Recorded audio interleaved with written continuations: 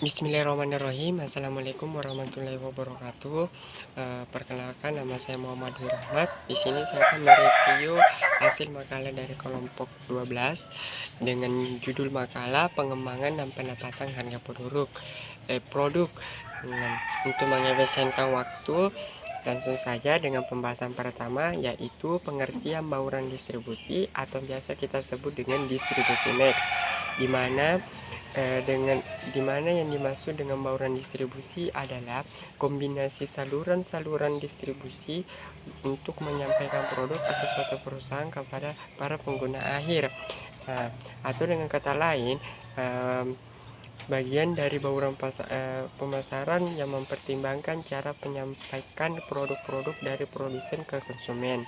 Nah, adapun produk konsumen, yang pertama itu perantara dan saluran distribusi, yang kedua saluran distribusi industri, dan yang terakhir adalah strategi industri, di mana sudah dijelaskan dalam pemakalah dari kelompok 12.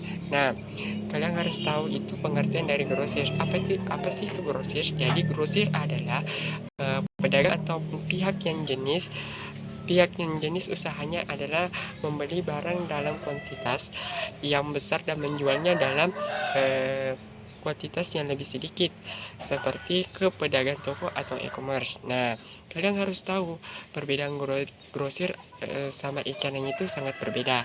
Jadi, grosir di sini adalah menjual dalam jumlah yang besar, dan sedangkan retail atau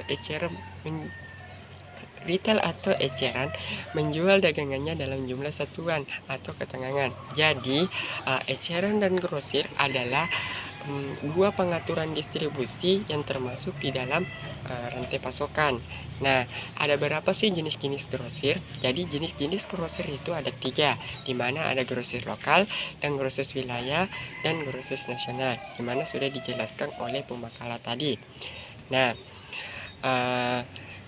kita juga harus tahu apa itu retail. Nah, di mana retail di sini atau retail adalah aktivitas perniagaan yang melibatkan penjualan barang atau penawaran jasa secara langsung kepada konsumen akhir, di mana barang yang dibeli dari bisnis retail akan digunakan konsumen sebagai konsumsi pribadi atau keperluan keluarga dan rumah tangga, bukan untuk dijual kembali.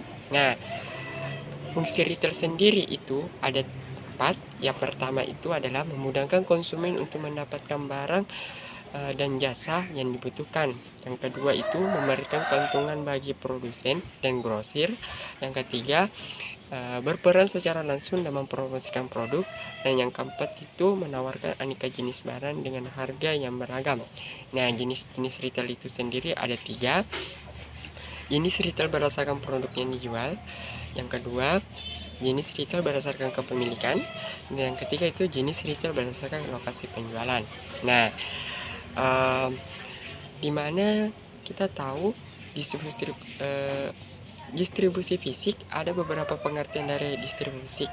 Nah, salah satunya tujuan setiap perusahaan adalah suatu mendapatkan keuntungan atau laba untuk mendapatkannya, yaitu dengan cara menjual